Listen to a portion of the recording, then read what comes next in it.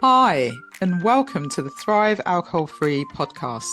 I'm Dupe Witherick, alcohol-free well-being and transformational coach, and the best-selling author of A Cocktail of Clarity, How to Ditch Drinking, Embody a Joyful New Identity, and Thrive Alcohol-Free. This podcast will show you that being alcohol-free is not what the traditional narrative says. And even though alcohol is so ingrained in our society that it is okay to give yourself permission to stop drinking if you want to. And you do not have to wait until you hit rock bottom. It is certainly not boring, and I believe ditching drinking is just the start to living an extraordinary life. By getting rid of this one thing, it allows the doors to open to endless possibilities and opportunities. Each week, we will have guests on who are at various stages of the alcohol-free journey, from those who are curious to those who have been alcohol-free for years. We will also have experts on talking about different topics relating to alcohol and beyond. Through these conversations, you will discover what it means to thrive alcohol-free. Enjoy. Hi, and welcome to the latest episode of the Thrive Alcohol-Free podcast. I'm so pleased you are here, and I have a very exciting guest on, which I will get to in a bit. I hope you've had the most wonderful week, and I am currently in Marrakesh, and we're having a fabulous time exploring Marrakesh and working at the same time, and it's been lots of fun. And I posted about our senses and how potentially if I'd been in Marrakesh 5, 6 years ago, I probably wouldn't have appreciated just all the colours and the senses and the smells and just the vibrancy of the city. And I certainly wouldn't have appreciated not being able to find somewhere to get a drink. It can be a bit tricky to get anything alcoholic, but they do the most marvelous mocktails.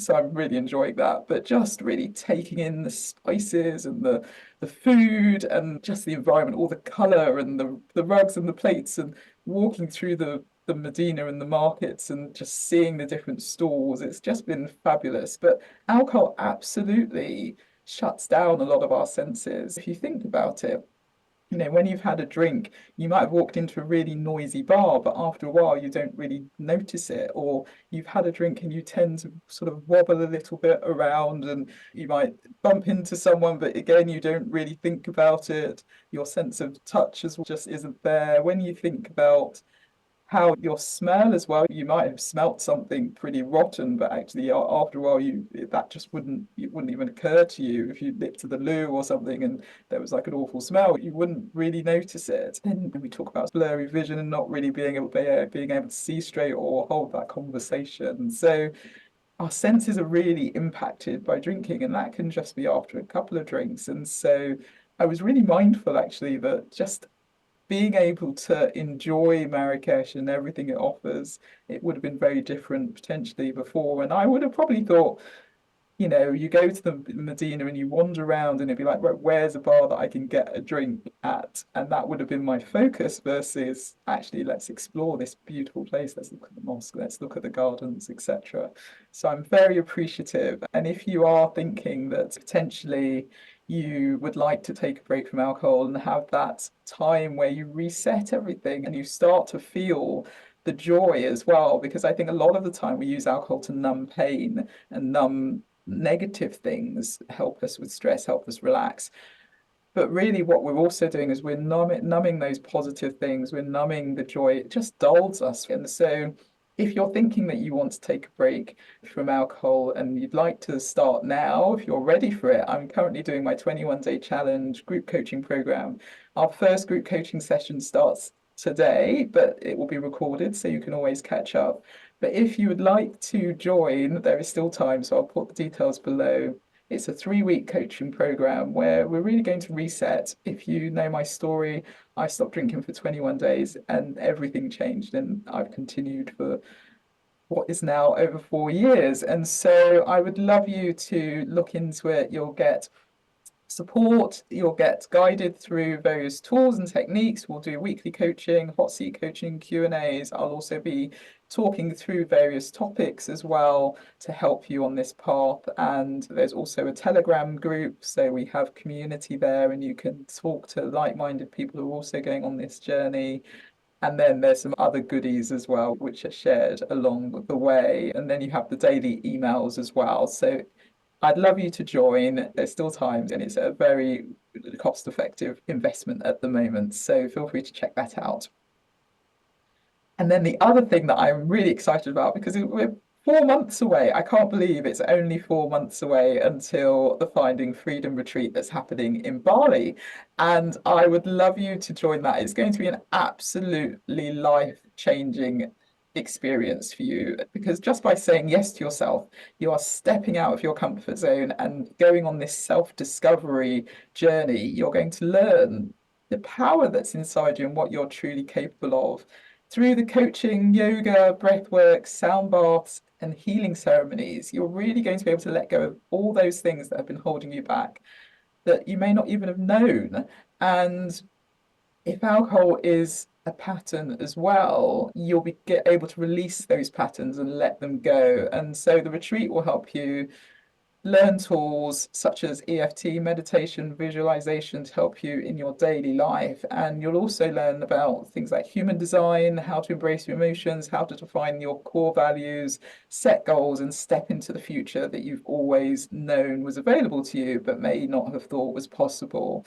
I fundamentally believe you'll go on this amazing journey in Bali where your perspective will be changed and you will learn and grow and make lifelong bonds with incredible like-minded women along the way. So if you are interested in joining me in Bali, then feel free to look at the details below. I'll put the link below, and you can book a call if you have any questions, or you can secure your spot with a deposit and you will be on it with me. And I look forward to meeting you in Bali.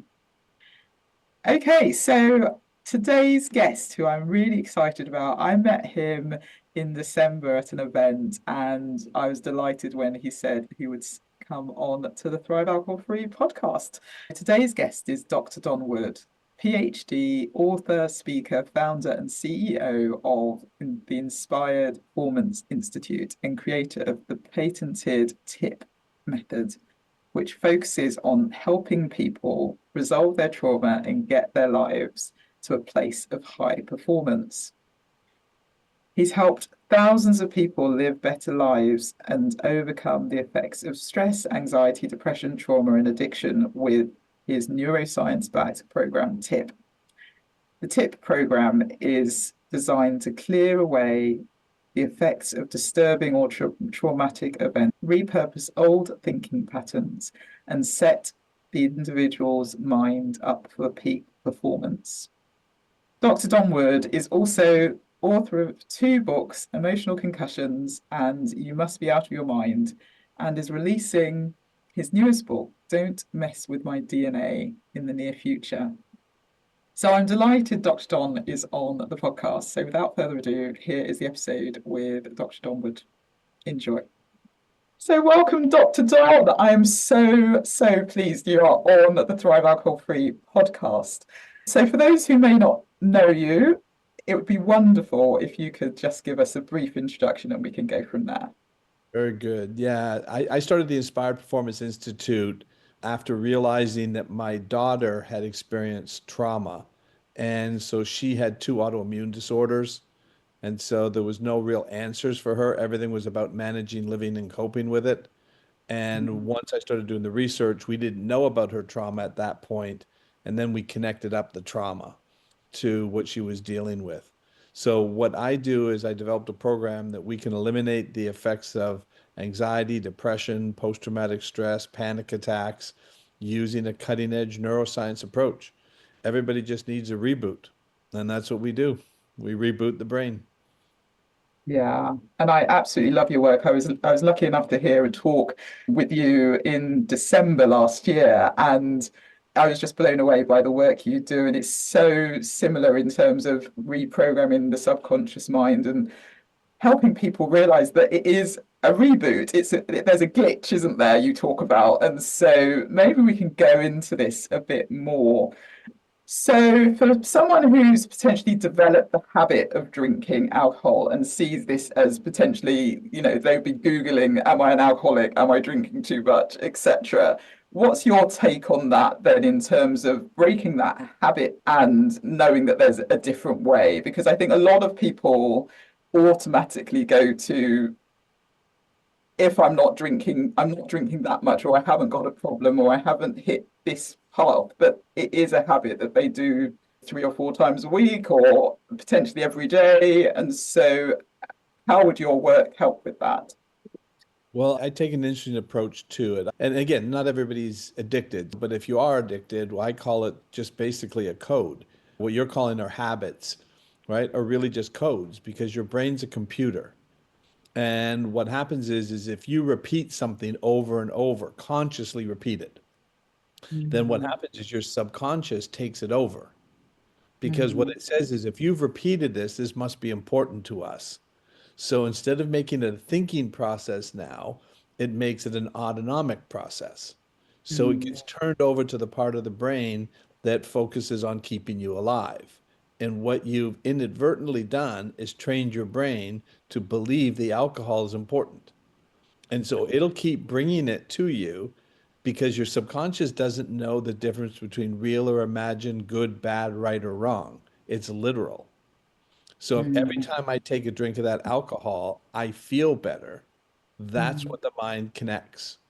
So if mm, I have stress or I have trauma or something in my life and I take a drink, it temporarily stops the pain. And so mm, that's why you're doing it. And your subconscious mind operates in the present. So everything for your subconscious is now. So when mm, does it want the pain to stop? Now, right? mm, And Steve's, here's what's really interesting to pay is the subconscious mind has no connection to time. So it mm, can't see consequences, right, to doing something, whether it's good or bad. It's literal. So if I pick up this drink and I take a drink from it and it stops my pain, right? When did it stop it? Now. mm, Problem solved. It's only the conscious mind that can say, I shouldn't be doing this. This isn't good. I need to stop. But if the mm, survival brain has coded that, the logical, reasonable part of your mind cannot override the survival part of your brain. That's why the only way to do it is to then change. First, ideally, what we want to do is figure out, is there a cause to it? Because addiction is a symptom. So, is there trauma that's created it? And chances are, in most cases, is probably a trauma-based situation. So your mind has figured out a way to stop that pain. So we need to get to that first. mm, Once we reset the trauma, then you can then start to break the codes or habits because the trauma is not pulling it back into survival mode. Does that mm. make sense? Yeah, absolutely. Absolutely. And it's the root cause ultimately, then addressing the trauma itself. And when we talk about trauma, I think it's always interesting because I think a lot of people tend to think it's the big T traumas, but actually it can very much be the little T traumas that are causing this. And you might not even think you've had a trauma. So maybe you could give some examples of some of the people you've worked with in terms of the types of little T traumas that may be impacting someone as well. Yeah, great question. I wrote my second book. I called it Emotional Concussions. So instead of little T's, there are emotional concussions. Love that. Yeah. That could be the overly critical parent. Maybe without bad intentions, the parent's trying to drive you to be better, but the children don't have enough life experience to interpret language. So a parent may Mm, be saying one thing, but the child's interpreting it completely different. I'm not good enough. I'm not lovable, right? They don't care. And so mm, that may not be what the intention was, but that's how a child interprets it. So mm, that can then show up in a number of different behaviors or habits that your mind uses to protect you. And so the one thing that I always say, which people find interesting, I say it's impossible to sabotage yourself. And I hear that all the time. People will say, well, mm, I'm drinking, I'm just sabotaging myself. I go, well, no, you're not. Mm, It's not possible for the brain to sabotage itself. It's survival based. It's always mm, trying to focus on what's best for you. Now, that may look like sabotage, but your mind is trying to help you and trying to protect you from pain. And so, the other thing I use too as an example when people say, well, you're just trying to, you drink because you just want to be happy or you want to have a dopamine hit. And what I say is, well, think about it this way. If you and I were standing beside each other and I started to shake your hand, right? And I mm, started to squeeze so hard that you were in so much pain. And I said, all you need to do is take a drink of this and I'll let go. So you take the drink, I let go. What's the first thing that's going to happen? You're going to get a dopamine hit because the pain mm, stopped. You feel better. But is mm. that the reason why you took the drink? You did it to Wow. stop the pain. But Yeah. we will shame and guilt these people and tell them, you're just trying to get high. Mm, But it's yeah. not that. The root cause is the pain. Yeah, it's so true. And I just love your work because it's exactly what I talk about a lot as well with my clients. It's what feeling are you trying to create or escape from, which ultimately is what you're saying in terms of the pain. You're trying to escape from something or create something. It's not actually the drink that you want, it's the feeling behind it. And to your point, when it comes to the emotional concussions, I love the fact that you said it's impossible to sabotage because so many people say, I'm self-sabotaging, I'm self-sabotaging. And you're right, it's not them, it's survival, it's what you've been programmed to do. The mind's always trying to protect you. So Mm, it goes based on what it knows. mm, So if you have been drinking and that's been the solution to your pain, mm, so I give an explanation this way. If you walk 2 miles every day to get food, and on that 2 mile trip, you had to navigate through snipers and landmines, but every day you got there and got back and fed and you fed your family. And then somebody goes, well, why are you doing that? There's a grocery store 100 yards down that road. It's really well lit and it's bright and there's police everywhere. It's very safe. Your mind doesn't know that's true. It will continue to walk the 2 miles because it knows that. So I said, so the only way to change that is to create research for the brain that there's a better way. So what you have to do is you have to start walking down that other road a little bit every day until your mind overrides the other code and says, okay, this is the best way. It's better than the 2 miles. But your mm. mind won't make that shift until you prove to it. So I always say, think of repetition as research for the brain. Yeah, really good. Repetitions research for the brain. It's so interesting because a lot of these codes that you talk about codes that have been programmed up to the age of 7 years old. And so we might not even be aware of a lot of these codes. And so with the work that you do, how would someone get through to those codes and change those codes, as it were? And obviously repetition is amazing because you can go and do that. But I think what you're saying is you also need to address the root cause as well. Where's the root cause? And that's where I talk about Mm, the emotional concussions. I'll give you an example. I had a lady, very successful entrepreneur, making pretty good money. So by all standards would be considered successful, but she said, I procrastinate all the time. And so mm, she says, I don't know why, I just procrastinate. So we looked back at, her childhood, and her mother was the principal at the school she went to. And she says, I remember at nighttime when I would do my homework, my mother would call from her office and say, bring me your work. And she had this red pen, and she would mm, underline all the mistakes I made and all the changes I had to make.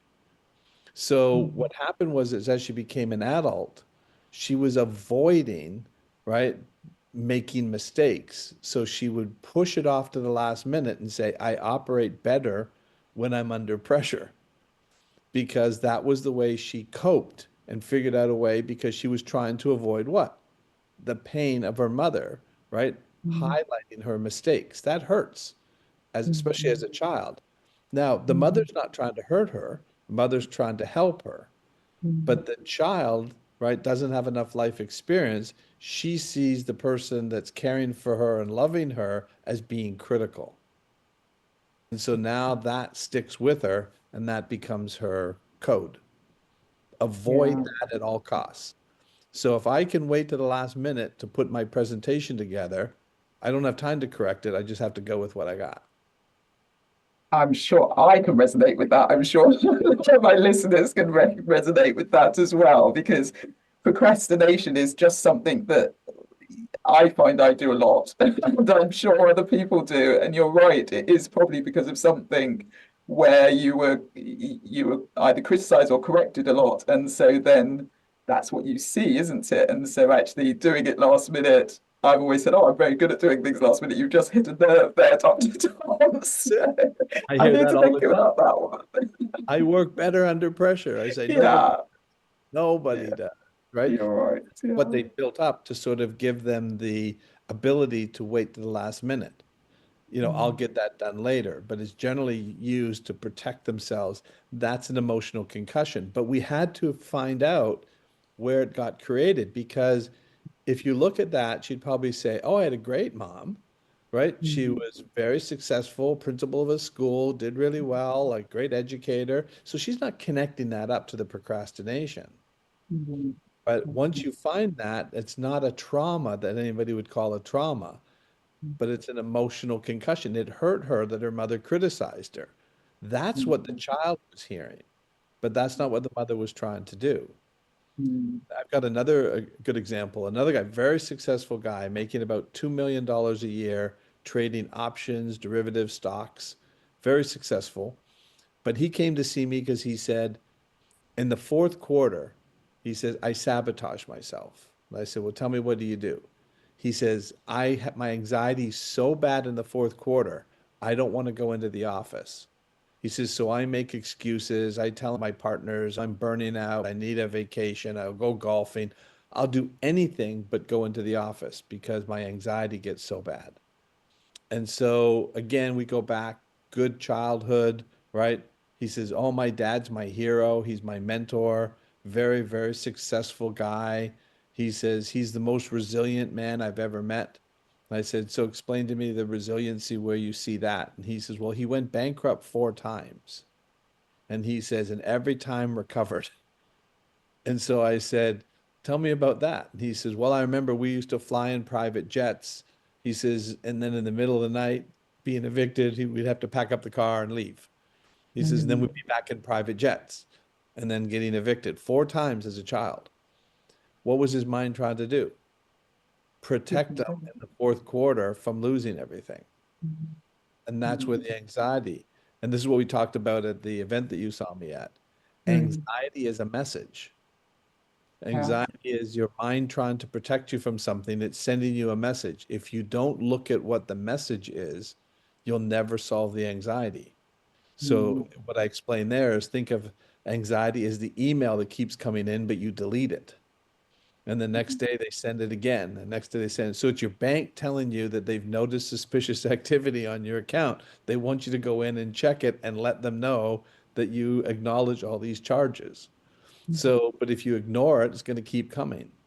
But as mm. soon as you realize, oh, I've checked my account, it's fine. There's no suspicious activity. The email stopped, the anxiety goes. Yeah, it's so true. And I think anxiety is something that a lot of people use alcohol for as well, to release that feeling. And what a lot of people aren't aware of is that alcohol actually exacerbates the anxiety and stress and depression. But if for people that are anxious who may have stopped drinking, because I have listeners on every spectrum in terms of the alcohol-free journey. So if they've stopped drinking and they're still getting that anxiety, potentially it is some sort of trauma response as well, you would suggest. Yeah. So you're right, absolutely right. The alcohol was trying to stop the pain, right? Which Mm, was coming from something. And so what's mm, really interesting too, Dupe, is I grew up in this idyllic childhood. I think I explained a little bit of that at the conference. I mm, never had any trauma. Yeah, I got mm, bumped here and there, but nothing like what would be a trauma. But mm, I had this idyllic childhood where I always felt safe. My parents never yelled, never argued, never raised their voice, and never mm, hit us. So that Mm, safety that I had growing up was a key, right? I've never had a drink in my life, never touched a drug in mm, my life, ever once, mm, but I never had their pain. mm, So, but we judge people, right? Our society wants to judge people and say, you're broken, you're defeated, there's something wrong with you, you don't have willpower. Why are you doing this? But it's not because of that. It's mm, because they found a way to temporarily stop their pain. And when do they want the pain to stop? Now, because the mm, subconscious operates in the present. It actually mm, solves the problem. But it's not about their character, morals, ethics, or willpower. It's about pain. mm, And you can mm, reset it. So I love what you're doing for people because when people hear that message, it's so mm, different than what they've been told. And mm. they're always being told that there's something wrong with them. They need to white knuckle this for the rest of their life. And I go, that's nonsense. There's It no way. is. It's like saying, I got COVID. Well, that's it. You're going to have symptoms of COVID for the rest of your Mm, life. You may not know it, yeah, but it's there. Right? No. no, it's so true. And thank you for that. I love sharing this message because I think so many people see if they're drinking and they feel like they're drinking too much, and there's no too much or too little, it's all relative. If you feel that by taking alcohol out you can improve your life mentally, spiritually, emotionally, or physically, whatever it is, then just do it. It doesn't really matter. It's a spectrum. It doesn't matter how much you're drinking. But people tend to think if I'm not that bad, or they're going to be labeled with the word alcoholic or something, which is what then stops them from making a choice and doing something different and reprogramming that subconscious mind.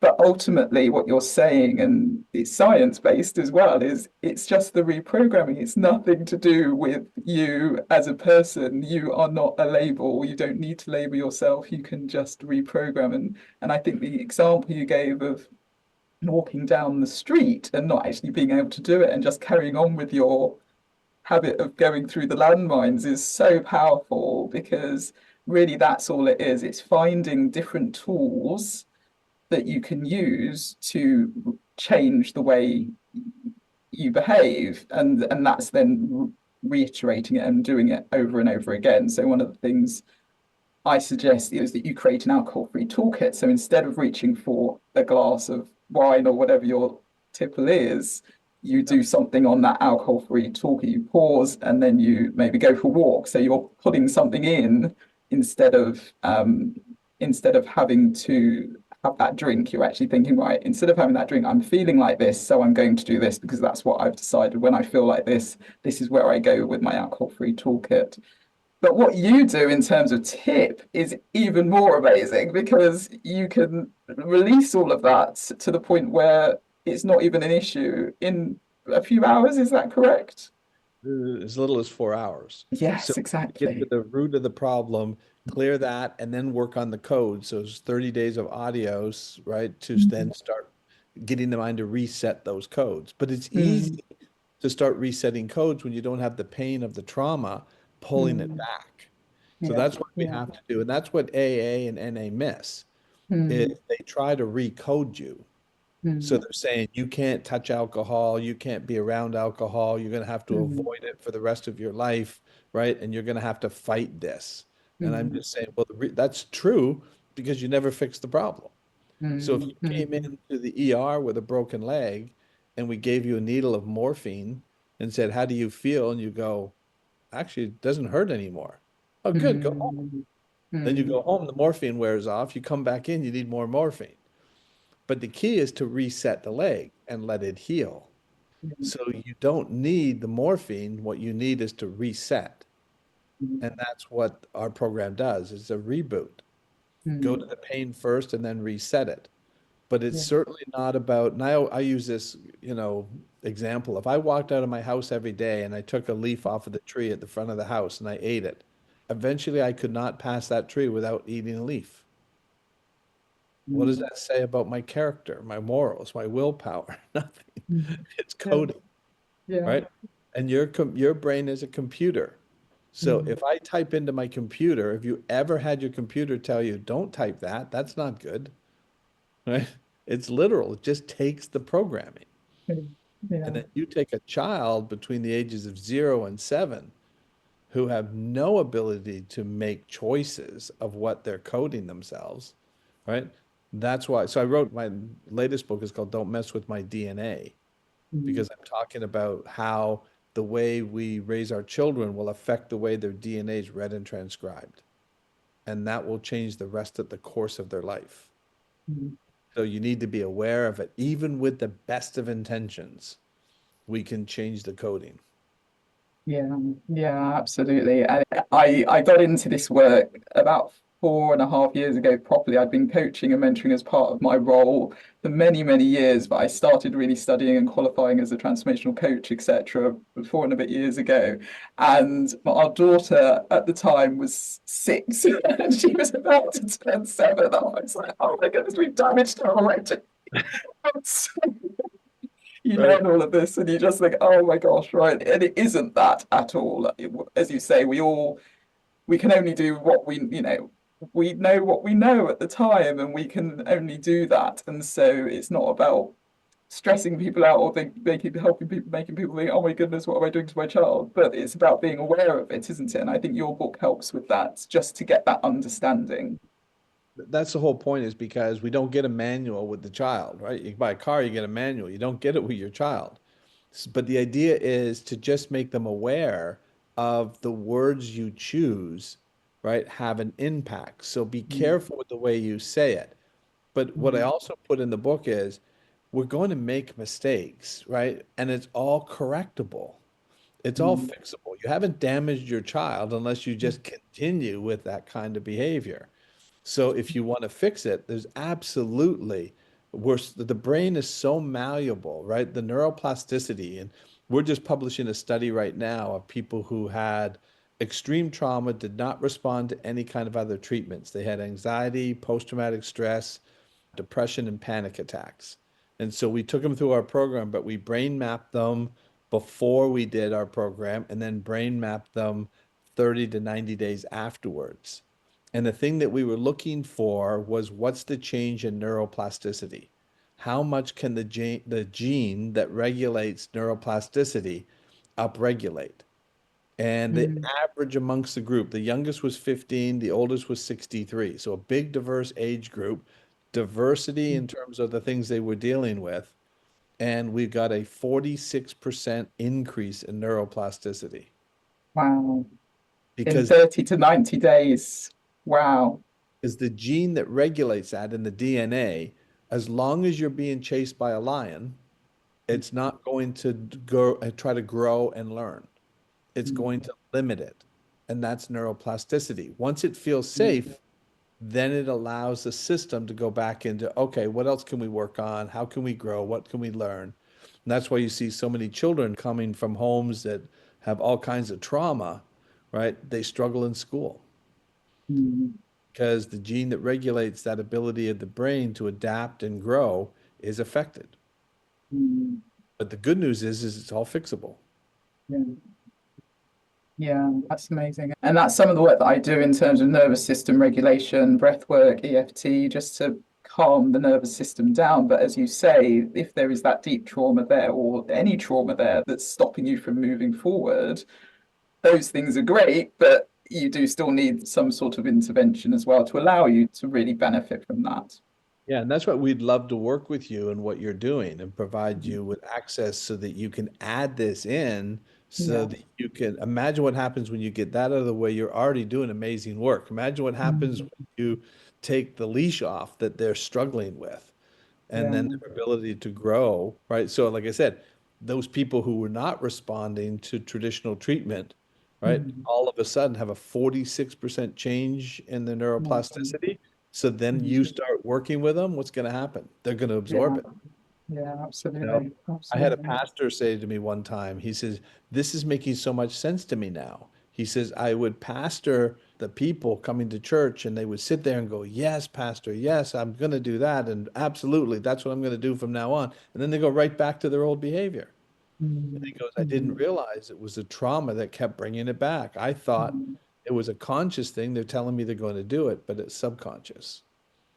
Absolutely. And it is working with the subconscious mind completely. And I think it would be great to hear a little bit about the program itself and the steps, because you mentioned obviously it's a 4 hours, but then a 30-day piece that happens after that. Yeah. So in the 4 hours, the key, what I say is we need to get your mind into optimal condition to start healing. So traditional therapy is difficult because in an hour, the brain is still in a stressed mode. The reason I use 4 hours is to get it into that very relaxed, optimal condition. So the first 2 hours is all science and education. All I'm talking to them about, here's how your brain works. There's nothing wrong with your mind. You're experiencing these symptoms. Here's why these symptoms come in. I give them all the science behind it and what I learned in the research. And then in the third hour, we're going to say, let's take a look at 3 different events in your lifetime that have been either traumatic or disturbing or an emotional concussion. We're going to then, I said, when we look at one of them, and again moving the mind into optimal condition, I do a couple of different techniques to get your mind into that alpha brainwave state where it'll start resetting. And Mm, so I've had people with the aura rings. I had one gentleman when we started, he goes, my aura ring tells me I'm stressed all the time. And mm, he says, but I don't feel like I'm stressed. And he was a very high functioning guy, very successful guy. And he goes, so either the aura ring is wrong or I don't know what stress is. And so 2 hours in, right, we have this quick little bathroom break. He comes back and he goes, what are you doing? He goes, my aura rings tell me I'm in restore state now. How could I be wow. in restore state? We haven't done any trauma work yet. And I Mm, said, I know, but now I've got your mind ready to start the trauma work. mm, And I said, and I'm looking for 2 to 3 events that fit that traumatic or disturbing or emotional concussion. And I said, if we made that event into a movie, I'm looking for the trailer. I don't need all kinds of details. We're not going to sit there and talk about it. I'm going to have you either visually or communicate it to me, tell me or just see it, what you went through as I take you through the technique. mm, And in a minute or 2 minutes, it resets. The most dramatic one was a U.S. Army sniper, and he had to shoot and kill a 12-year-old. And so for mm, 8 years, he was constantly being medicated. He said, I can't talk about this anymore. I said, well, that's good. I don't need you to talk about it. He goes, well, what are we going to do? I said, we're going to fix it. He goes, if I don't talk about it, how are we going to fix it? Because this is what he's been trained in, right? And I said, I just need your mind to start pulling up the information. And when your brain is going through that traumatic data, I'm going to have your mind reset it for you from high def into low def. And so after we finished, he said, he didn't talk to me at all, didn't tell me anything about it. And he says, let me share with you now. And he starts giving me a complete description and he's not shaking and crying. And he goes, how did you do that? And I said, I didn't do anything. Your mind reset it at a high def into low def. For 8 years, your mind has been trying to get you not to pull the trigger.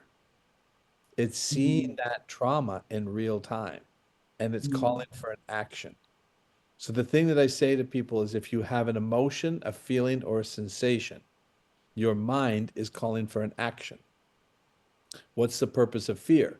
Escape. What's the purpose of anger? Attack. So if you think about an event that happened to you 10 years ago and your heart's pounding in your chest, that's the glitch. mm, Your mind is looking at that data in real time and thinks mm, something's happening now. And mm, so then it's going to activate your nervous system, which is mm, what you're showing them on how to control, right? mm, So now you take it one step further and you say, let's get rid of the event that keeps activating your nervous system. Dupe, I never liked the word trigger. I use activate. Why is mm, your nervous system activating? Right? mm, It's because something activated it. And it's yeah, probably, now it makes sense if there's a threat now to activate. But if you're thinking about something that happened 10 years ago and it activates, that's the glitch that I'm talking mm, about. And we can mm. reset that. That's We'll work amazing. on 3 of those, reset those, and then the last hour we focus on performance. Now that we've got your mind reset, it'll continue to run that data. Now let's focus on your highlights and goals and targets and get your mind moving towards that performance. Mm. And then the 30 days afterwards is a daily tip or Daily, daily yeah, but activity. it's basically the walking out behavior audios are about 8 minutes long, and then there's 5 questions with each one. I have some walking out addiction. They're a little longer. They're 20 to 25 minutes a day, but we're Mm, basically retraining the brain, creating new neural pathways to drop the old codes and patterns. yeah. It's very simple to do. Yeah, amazing. And a lot of people talk about changing habits and being able to do it in 21 days, or depending on who you ask, it can vary, the length can vary. But ultimately, within those 30 days, people are then completely healed, as it were, and can move on. Yeah. So the idea is you just retrain the brain. Mm, The mm, brain is very capable of changing. It's mm, designed to change, but it won't change if you're in a threat yeah. because the change may not be safe. Mm, So that metaphor I use about walking 2 miles every day, mm, even though that's dangerous, your mind says, I know I can do it. I mm, can survive it. I know how to do mm, that. That new way you're telling me is more dangerous because I don't know. mm, Because the number one fear for the human mind is uncertainty.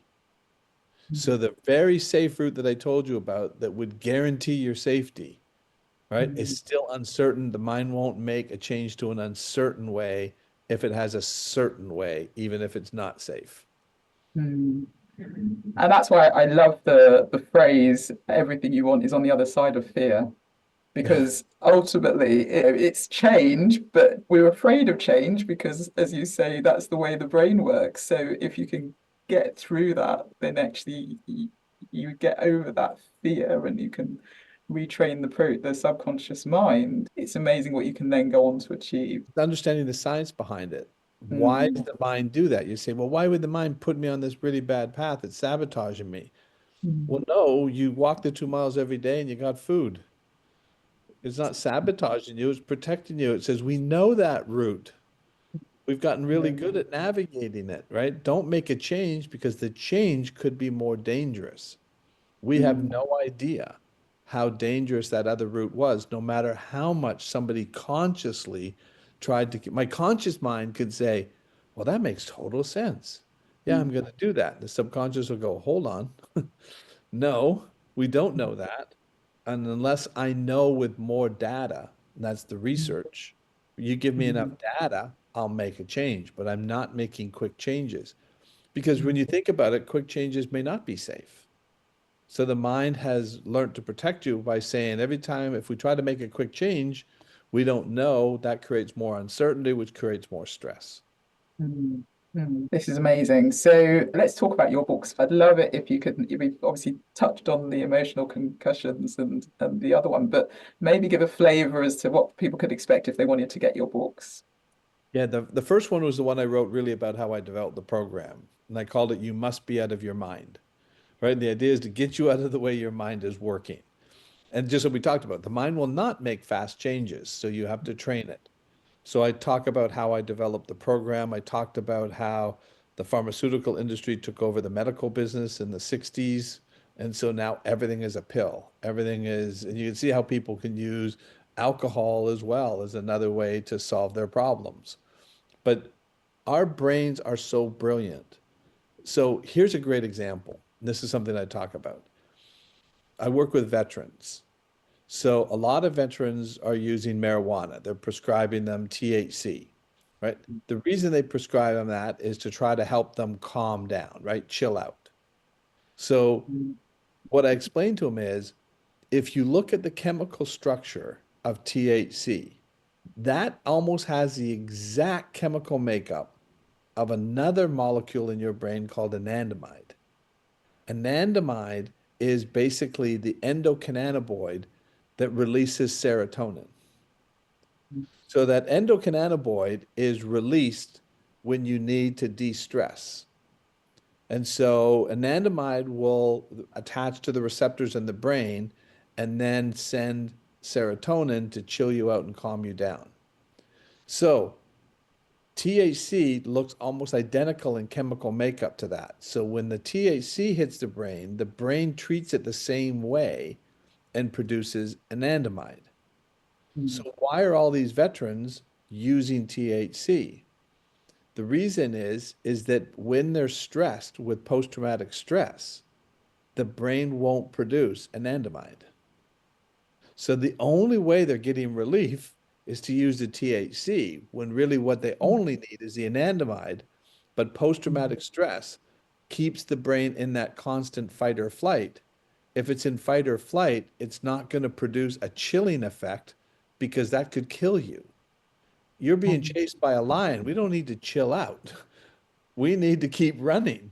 So it doesn't want to chill you out as long as and trauma keeps running. It's the lion chasing you. So naturally, it doesn't produce the endocannabinoid, right, to chill you out, even though you're not in stress. Your mind doesn't know that because the trauma keeps turning the system on. So it won't naturally produce the anandamide until you escape. So these poor guys are being medicated because they can't naturally produce it. All they really need to do is get the post-traumatic stress out of the way, and then the system will do it naturally. Yeah. And I think so many people live in that fight or flight mood, and Yeah. that's why they then use other things, excessive eating, drugs, whatever, to try and just get into that, oh, I can relax now, when really it isn't that at all, is it? No, and we're shaming them.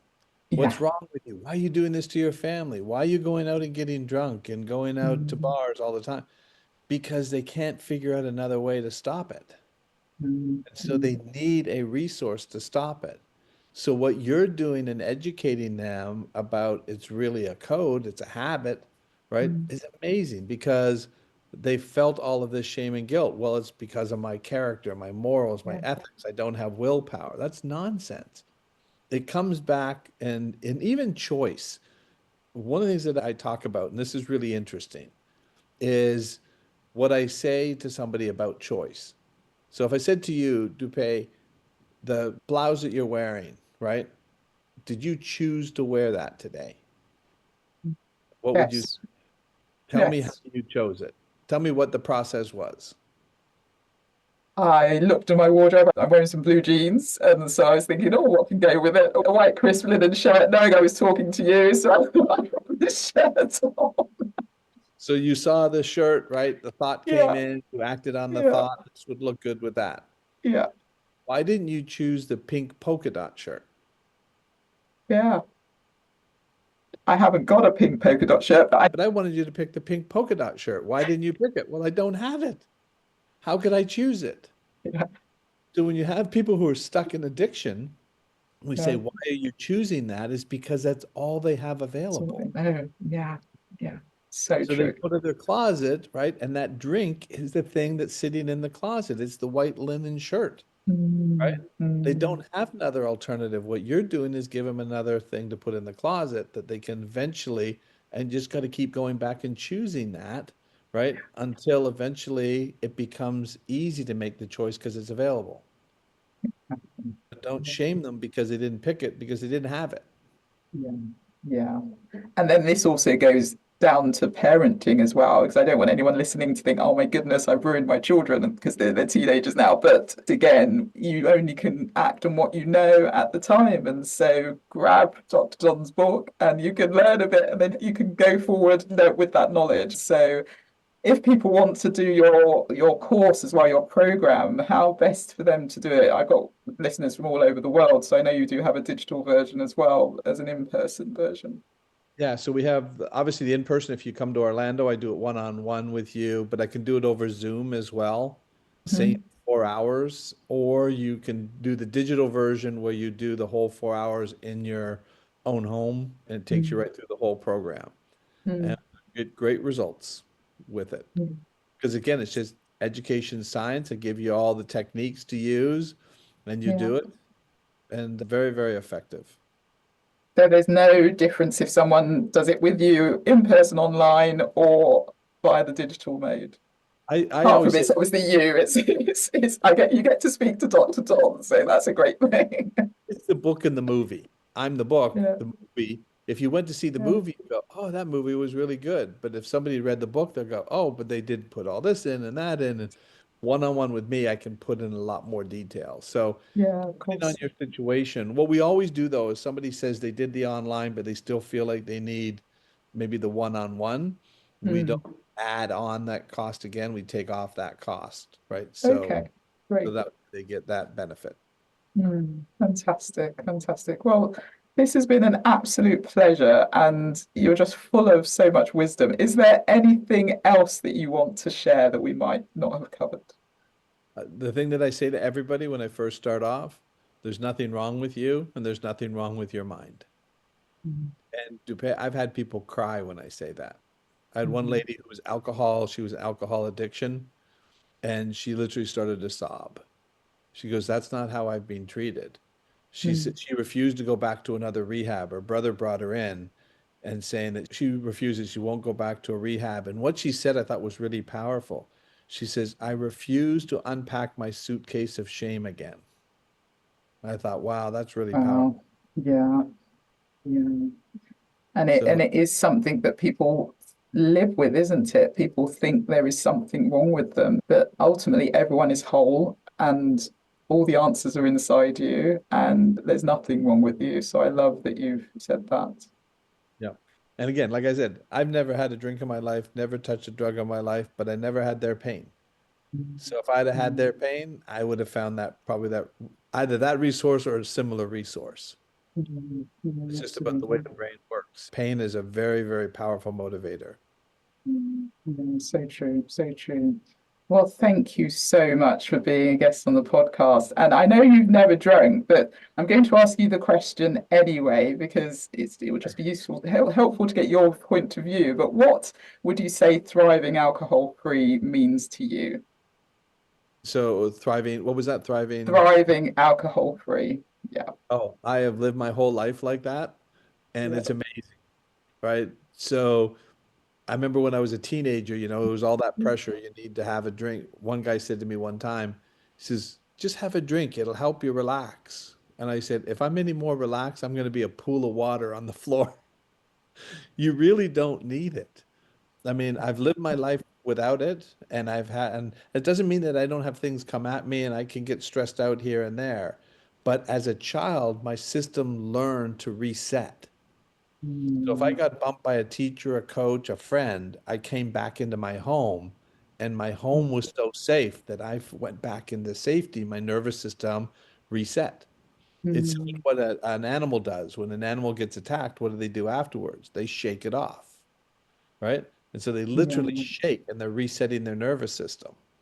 So Mm, it's possible to live your life like that and mm. thrive alcohol free. Perfect. So how can people get in touch with you, Don? Go to our website, which is the Inspired Performance Institute or drwoodphd.com, and they can Mhm. find out all about our program. And we'd Brilliant. love to be doing more with you and seeing how we can work together to help more people. Yeah, I'd love that. We will be in touch about that, definitely. Thank you so, so much.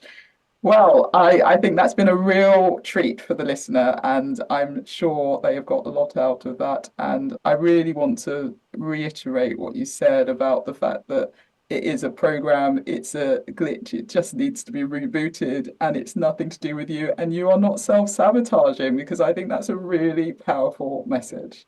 So This is thank you. impossible to self-sabotage. It is impossible to self-sabotage, which again is just mind-blowing. So for whoever's listening, I hope that's helped you. And Dr. Don, thank you so much. Thank you so much. I appreciate it. Take care. Thanks. Well, thank you, Dr. Don. That was such an amazing conversation, and I do hope it's helped you in giving you a different perspective as well. And I loved what he said about the fact it's impossible to self-sabotage. So all of you who are out there who've been saying I'm self-sabotaging, you can't actually self-sabotage. And I thought that was a really powerful statement. I loved what he talked about when he described the little t traumas and as emotional concussions, and just the examples he gave as well in terms of how, as children, we would have interpreted things quite differently. And that's where we get the I'm not good enough, I'm not lovable, they don't care from. But actually, it's all part of our subconscious mind, which we run on daily. And 95% of the things we do is based on our subconscious mind. So I do hope you found that really, really helpful. And I thought it was a fascinating conversation. So I want to remind you that if you are thinking about taking a break from alcohol, then feel free to join the 21-day challenge. First coaching session starts this evening, and then the retreat, the Finding Freedom retreat. I would love to see you there. I really believe it's going to be a life-changing experience. I spent a month in Bali last year and it did change my life. It's a magical place and I would really love for you to experience it. 5 spots left. So talk to me if you have any questions. Feel free to book a call, DM me, and we can make sure that this is aligned for you. But if you are certain that this is something you'd want to do and you want to join me in Bali and learn all the tools and just release anything that you think might have been holding you back and experience growth, learning, and the power that is inside you, then feel free to go to the website thrivealcoholfree.com/finding freedom retreat, and I'd love to see you there. Well, have the most wonderful week, and I will see you on the next one. Take care. Bye. Thank you so much for listening to the Thrive Alcohol Free podcast. If you enjoyed the episode, please subscribe so you get alerted every time I drop a new episode. I'd love it if you could rate, review, and share this episode. Feel free to tag me on Instagram at Thrive Alcohol Free and follow me for daily tips. If you would like to work with me, I offer one-to-one coaching sessions and have my group coaching program. If you're not yet ready for coaching, I also have a self-paced online course, which is a companion to my book, A Cocktail of Clarity. All the links are in the show notes. I will see you in the next episode. Have a wonderful week. Take care.